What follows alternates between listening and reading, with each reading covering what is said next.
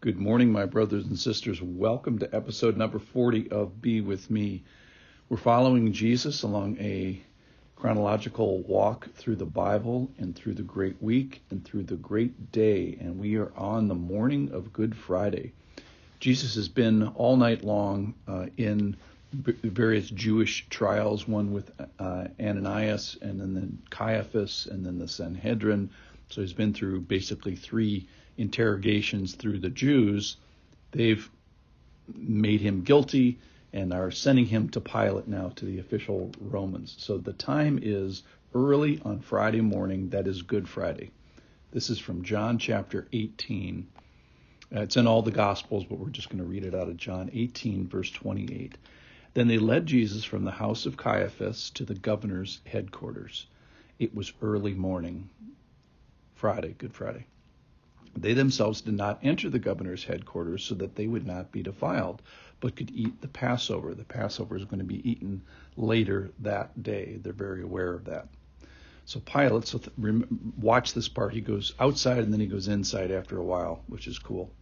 So Pilate went outside to them and said, "What accusations do you bring against this man?" They answered him, "If this man were not doing evil, we would not have delivered him over to you." So it's like the Jews don't even want to talk about it. He's already signed, sealed, and delivered, convicted, and you just kill him. Don't even ask a question about it. Pilate said to him, "Take him yourselves and judge him by your own law." The Jews said to him, "It is not lawful for us to put anyone to death." As if, so they're trying to hey, we're just being good citizens here. This was to fulfill the word that Jesus had spoken to show by what kind of death he was going to die. Just parentheses, Jesus 7 times earlier in the Gospels predicts and prophesies what kind of death he's going to die. He's going to be lifted up, going to draw all men to himself. He's going to be crucified.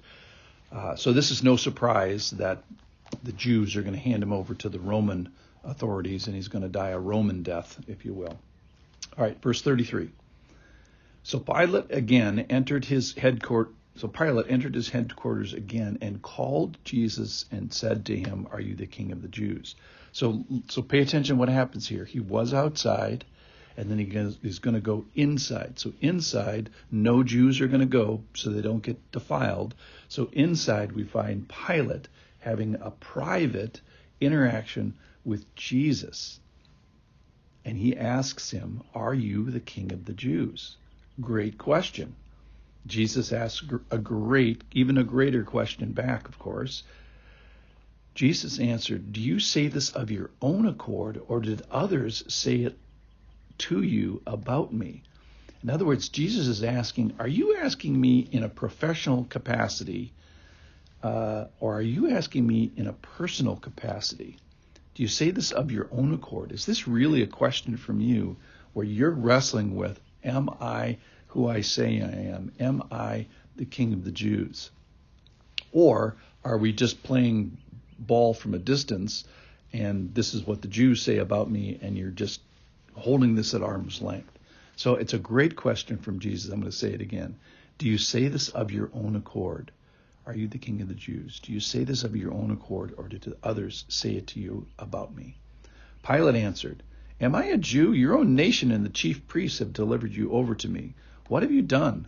Jesus answered, "My kingdom is not of this world. If my kingdom were of this world, my servants would have been fighting that I might not be delivered over to the Jews. But my kingdom is not from the world." So Pilate said to him, "So you are a king?" Again, back to this kingdom idea. Jesus answered, "You say that I am a king. For this purpose I was born, and for this purpose I have come into the world, to bear witness to the truth." New topic. "Everyone who is of the truth listens to my voice." And Pilate says to him, "What is truth?" So what touched me today was this is a private interaction of Pilate with Jesus. And he asks him, who are we talking about here? Are we talking about your role as Pilate or your role as a person who is wrestling with the kingship of Jesus? And Pilate is a very expedient person. He even says at the end, what is truth? In other words, it's a very convenient standard to have, that there is no standard, because then you can pretend to live in your own reality, and morality and justice is of your own making. So the truth part about this is Pilate clearly does not want justice. In another one of the Gospels, same account, he actually says, I find no guilt in this man. So if he wanted justice, he should have just let him go right then and there. But this is not about justice. This is like so many legal systems. It's about getting what I want, even in the so-called justice system of America. Sorry for you lawyers in the audience. All right, so a couple of conclusions here. I think that we should be people of the truth. And what that means is that we are supposed to be agreeing with God and listening to his voice. And then if we get to be like Pilate, where we actually find a difficult question, a challenging question, and we're wrestling with it. In other words, if we're disturbed by the Lord, that when he says, let's say he puts his kingship in front of you, and you're near to the kingdom, and you're having a conversation with Jesus, maybe for the first time in your life, just like Pilate, let's try to do the right thing. So don't just be near, don't just be disturbed, don't just be amazed, don't just inquire, but actually make an action to inquire for yourself, not for your people and not for others, but for yourself, and believe for yourself.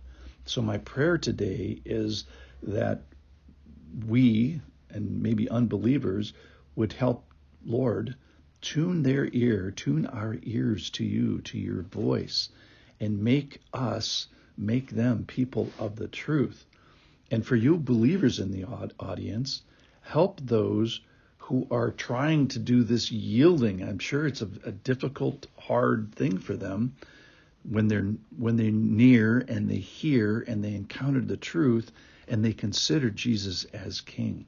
So Lord, for all who are on that bubble like Pilate was, I pray, Lord, help them to get across that river, help them to make the decision, help them to do the right thing, to not just be near, but to yield and to make you king.